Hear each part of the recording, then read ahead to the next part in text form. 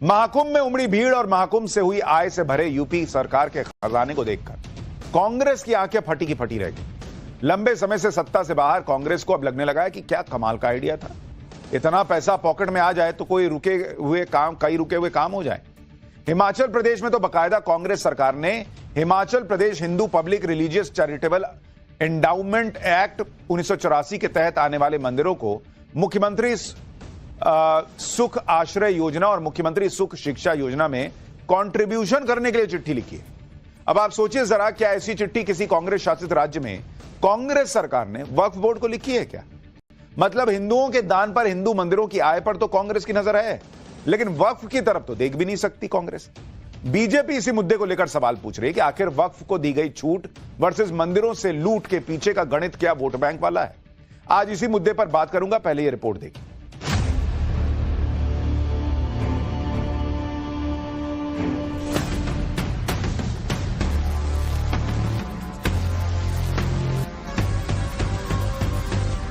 एक तरफ सनातन का विरोध,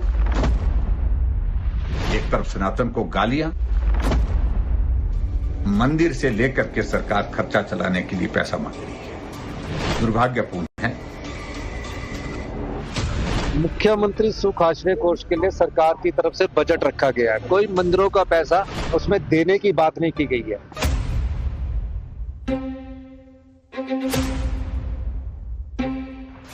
कांग्रेस पार्टी मंदिरों को लूटने का प्रयास हिमाचल के अंदर कर रही है।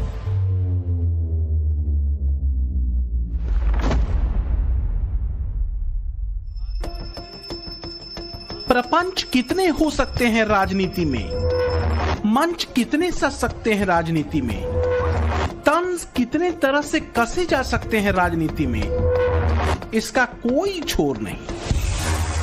जैसे इसका छोर नहीं कि कितने रंग बदल सकते हैं राजनीति में।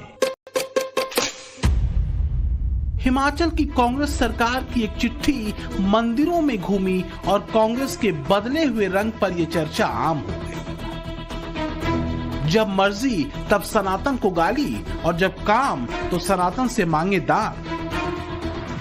एक तरफ सनातन का विरोध, एक तरफ सनातन को गालियां और एक तरफ सनातन में जो आस्था रखते हैं, श्रद्धा रखते हैं, उनके खिलाफ टिप्पणियां करना कांग्रेस के नेताओं का, और उधर मंदिर से लेकर के सरकार खर्चा चलाने के लिए पैसा मांग रही है।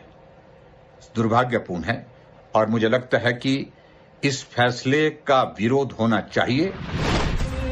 दरअसल हुआ ये कि हिमाचल में कांग्रेस की सुक्खू सरकार ने एक चिट्ठी लिखी और इसी चिट्ठी ने न जाने कितने सवाल एक ही बार में हवा में उछाल दिए। सवाल इसी चिट्ठी से उठे और ये चिट्ठी लिखी गई हिमाचल की कांग्रेस सरकार की तरफ से। चिट्ठी लिखी गई थी राज्य में चल रहे सभी मंदिरों और उनको चलाने वाले डिप्टी कमिश्नर के नाम। अब जरा चिट्ठी का विषय देखिए।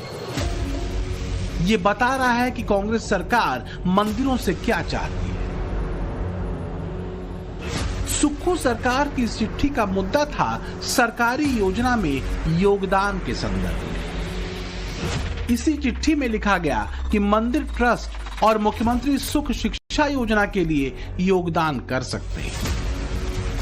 बीजेपी कह रही है कि हिमाचल की प्रदेश सरकार अपनी योजनाओं को चलाने के लिए मंदिरों के ट्रस्ट से लेकर अधिकारियों तक पर अनर्गल दबाव बना रही है।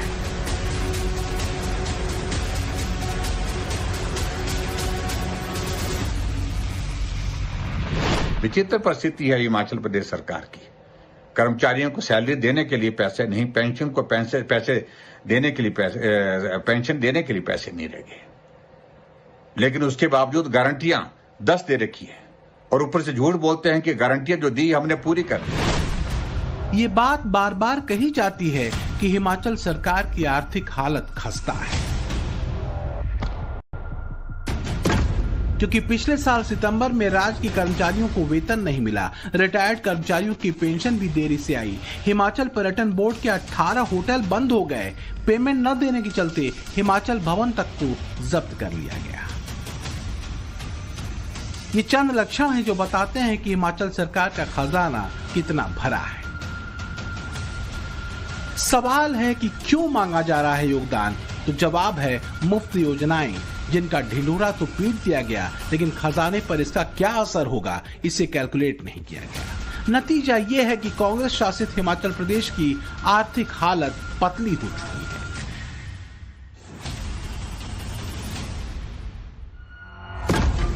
95,000 करोड़ के कर्ज में डूबी सरकार क्या मंदिर के दान के भरोसे चलेगी?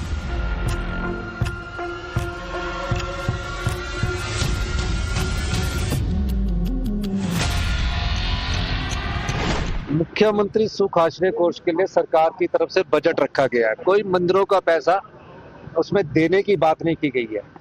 होता क्या है कि किसी बच्चे की फीस जमा करवानी है, अगर उसने मेडिकल कॉलेज में आना तो उसके कागज की फॉर्मेलिटी शिमला आती है।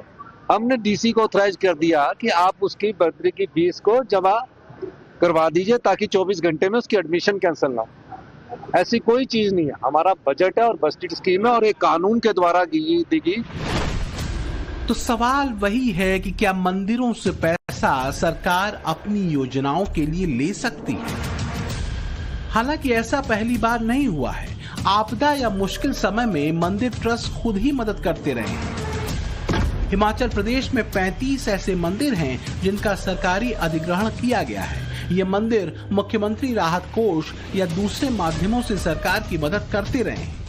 लेकिन ध्यान रखिए, मंदिरों की तरफ से ये पैसा किसी दुर्घटना या आपदा की स्थिति में ही सहायता के तौर पर दिया जाता रहा है।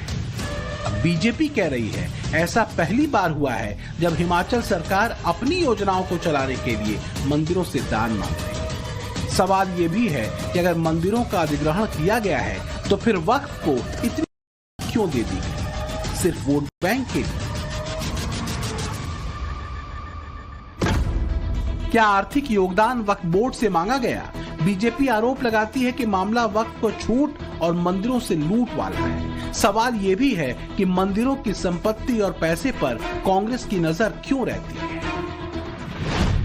जिस कांग्रेस पार्टी ने दिल्ली की 120 से ज्यादा प्राइम प्रॉपर्टीज वक्फ के नाम पे कर दी, जो कांग्रेस पार्टी ने वक्फ को एक लैंड माफिया के रूप में इस देश में चलने दिया, आज वही कांग्रेस पार्टी मंदिरों को लूटने का प्रयास हिमाचल के अंदर कर रही है। अगर इनकी नीति और नीयत साफ होती तो ये वक्फ को जमीन नहीं देते। इसीलिए मंदिरों से पैसा लूटने की बात करते हैं और जमीनों को वक्फ को गिफ्ट करते हैं। तभी हम कहते हैं राहुल गांधी की कांग्रेस सनातन विरोधी कांग्रेस है। वक्फ संशोधन बिल पर संसद में छाती पीट रहे विपक्ष पर बीजेपी पहले भी तुष्टीकरण के आरोप लगाती रही है। हिमाचल में मंदिरों से सहयोग मांगने पर सवाल खड़े नहीं होते अगर इतिहास में वोट बैंक की महत्वाकांक्षाओं के चलते तत्कालीन कांग्रेस सरकार ने वक्फ बोर्ड को एक तरफा शक्ति देने का काम पूरा नहीं किया होता। यही वजह है कि जब हिमाचल में मंदिरों की संपत्ति या दान पेटी पर कांग्रेस सरकार की नजर गड़ी तो सवाल उठने लगे। लेकिन बात यही खत्म नहीं हुई। सोशल मीडिया पर कांग्रेस अध्यक्ष मल्लिकार्जुन खड़गे के महाकुंभ को लेकर दिए गए बयान को शेयर करते हुए सवाल पूछा गया कि अब क्यों सनातनियों के भरोसे हिमाचल सरकार अपनी गरीबी दूर करना चाहती है। अरे भाई, गंगा में डुबकी लेने से गरीबी दूर होती क्या? आपको खाना मिलता पेट को?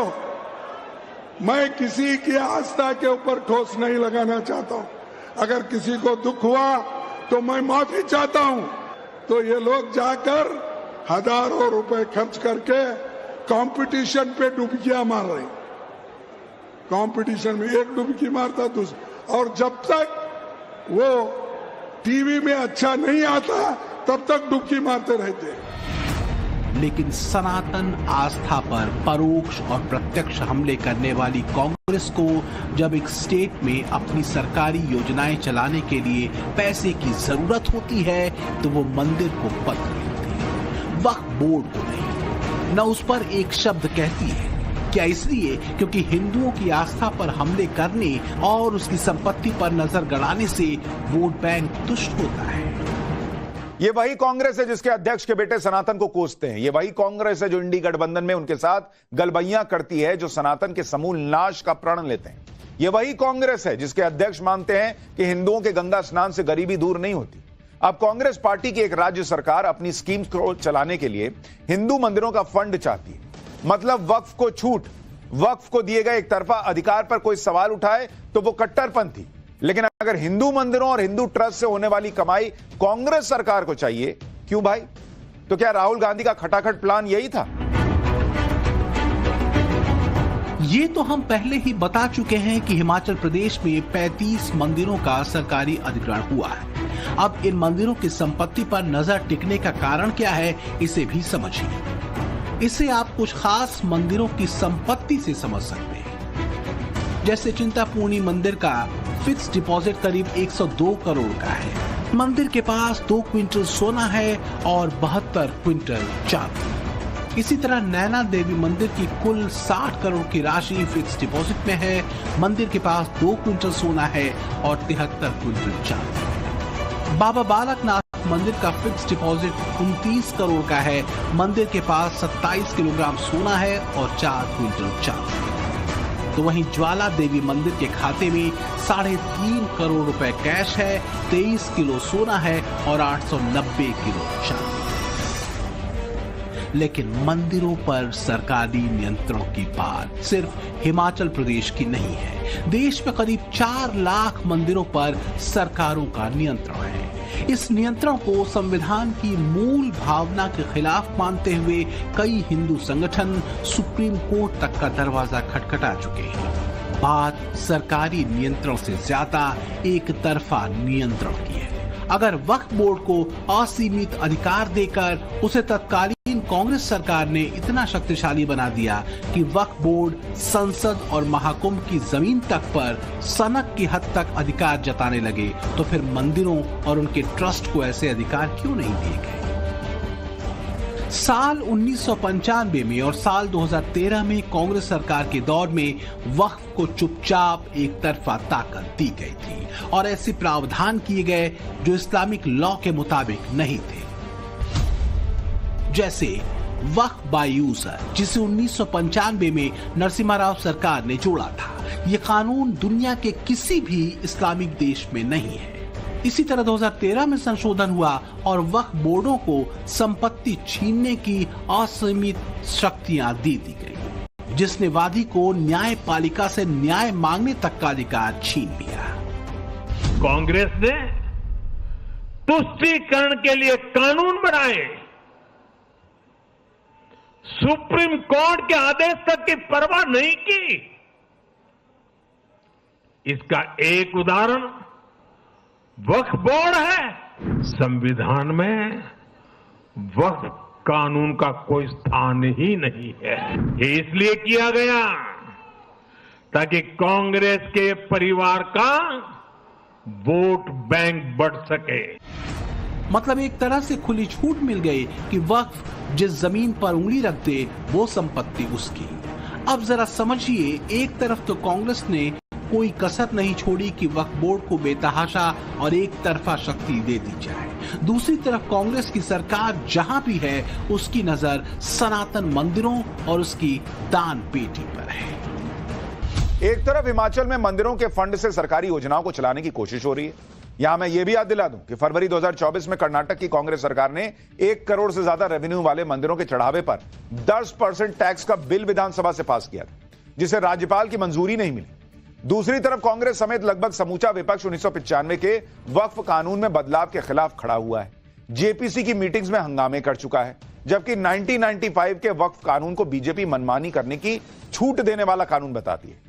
तो क्या मुस्लिम वोट बैंक के तुष्टीकरण के लिए हिंदुओं के लिए अलग रूल चलेगा और मुसलमानों के लिए अलग रूल? बीजेपी का आरोप क्या सही नहीं है?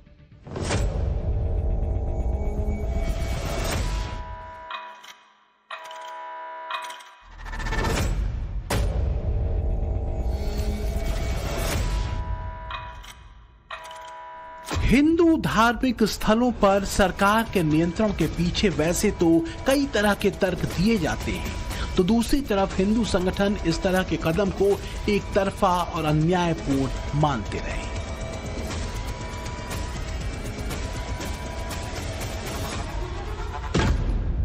उन्नीस में आरएसएस ने मंदिरों को सरकारी नियंत्रण से मुक्त करने की मांग की थी। 1959 में ही अखिल भारतीय प्रतिनिधि सभा ने धार्मिक मामलों पर राज्य के एकाधिकार की आलोचना की थी।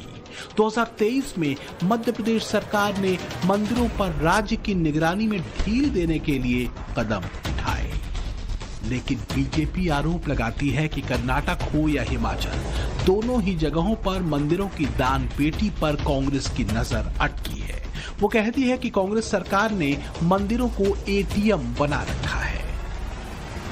टोटली रॉन्ग, और ऐसा बोलना कि ये सरकार ने एटीएम बना रखा है और nonsense, they talk irrelevant things which is not true. They should see कि किस कॉज के लिए मांगा जा रहा है। मंदिरों की बात ही नहीं है, हम चाहते हैं कि लोग इसमें जो अफोर्ड कर सकते हैं इसमें आके बढ़ चढ़ कर दान दें और अच्छे कार्य के लिए अपना योगदान अवश्य दें, ये मेरा मानना है। अब बीजेपी क्या कह रही है ये मुझे ज्ञान नहीं है कि क्यों इस तरीके से इन्होंने तोड़ मरोड़ के ये बात आगे पब्लिक में रखी है। सनातन आस्था के केंद्रों पर हर साल करोड़ों की संख्या में श्रद्धालु पहुंचते हैं। दान पुण्य का संबंध सनातन आस्था से जुड़ा है। जब जब भी राष्ट्र या समाज पर आपदा आई है, हिंदू मंदिरों ने अपने खजाने बिना कहे खोले हैं। हिंदू मंदिरों के ट्रस्ट हों या किसी अन्य धार्मिक समूह के ट्रस्ट हों, ये सब अपने हिसाब से चैरिटेबल काम करते हैं। कोरोना काल में हिमाचल के मंदिरों के डोनेशन का आंकड़ा भी जान लीजिए। कोरोना काल में चिंतपूर्णी मंदिर की तरफ से 5 करोड़ का दान दिया गया, बाबा बालकनाथ मंदिर की तरफ से 5 करोड़ का, नैना देवी मंदिर से 2.5 करोड़ का, ज्वालामुखी मंदिर की तरफ से 1 करोड़, वज्रेश्वरी मंदिर की तरफ से 50 लाख, कालीबाड़ी मंदिर की तरफ से 25 लाख, बड़ा देव कमरूनाग मंदिर की तरफ से 11 लाख और गसोता महादेव मंदिर की तरफ से 10 लाख का डोनेशन दिया गया था। इसलिए सवाल ये नहीं कि वंचित समाज के लिए लाए गए हिमाचल के सुख आश्रय और सुख शिक्षा योजनाओं के लिए मंदिरों का पैसा चला गया तो क्या हुआ। सवाल यह है कि क्या सिर्फ मंदिरों को इसके लिए निर्देश देकर कांग्रेस सरकार ने उनकी स्वतंत्रता में एक और दखल नहीं दिया या परोक्ष रूप से दबाव नहीं बनाया। मंदिरों से पैसा वे अपनी सरकार चलाने के लिए मांग रहे हैं, जहां उसका ऑर्डर निकालने कि हम मंदिरों का पैसा अपनी सरकार चलाने करेंगे। ये जो वहां की संस्थाएं हैं, उनके जो प्रबंधक हैं, वो तय करेंगे कि उनको पैसा कहाँ करना है। उनको जरूरत है तो उनसे कहें कि हमको कुछ करना है तो वो तय करें, वो अपनी तरफ से आदेश नहीं दे सकते। देश में सनातन के जितने भी केंद्र हैं, वहां साल दर साल हिंदुओं की भीड़ बढ़ रही है। जिस अयोध्या में रामलला को कथित सेकुलर विपक्ष ने 3 दशक से ज्यादा वक्त तक खुले आसमान में तिरपाल के नीचे रहने को मजबूर किया, उनको अपनी सरकारी योजनाओं को चलाने में हिंदू मंदिरों से सहयोग मांगने में कोई संकोच नहीं। ये बात जरूर है कि ऐसा सहयोग वक्फ बोर्ड से नहीं मांगा जाता। आंध्र प्रदेश सरकार को तिरुपति मंदिर से हर साल 3,100 करोड़ रुपए मिलते हैं, जिसका 18% मंदिर पर खर्च होता है, जबकि 82% सरकारी खजाने में जाता है। इसी तरह जम्मू कश्मीर के वैष्णो देवी मंदिर और महाराष्ट्र के शिरडी साई मंदिर में सालाना 500 करोड़ रुपए का दान मिलता है। महाकाल मंदिर में सालाना दान 125 करोड़ रुपए का आता है, जबकि मुंबई के सिद्धि विनायक मंदिर में 125 करोड़ का सालाना दान चढ़ता है। वहीं काशी में काशी विश्वनाथ मंदिर का सालाना दान 83 करोड़ रुपए का है। साधु संत भी लंबे समय से वक्फ बोर्ड की तर्ज पर सनातन बोर्ड की मांग करते रहे, क्योंकि उन्हें बात धर्म के नाम पर अन्याय और असंतुलन की लगती है।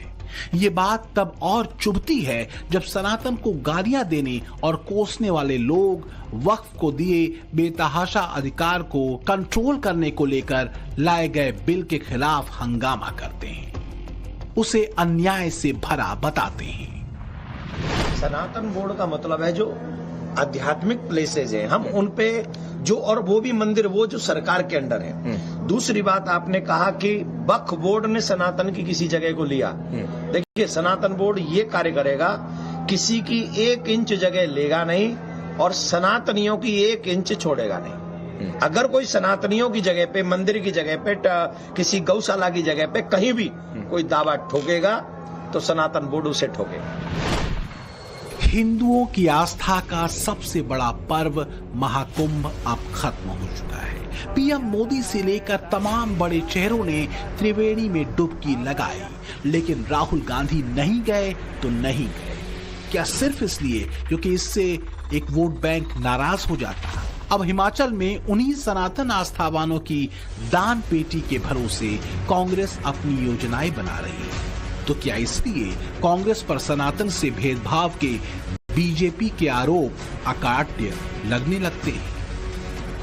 Bureau report, times now, Navbharat.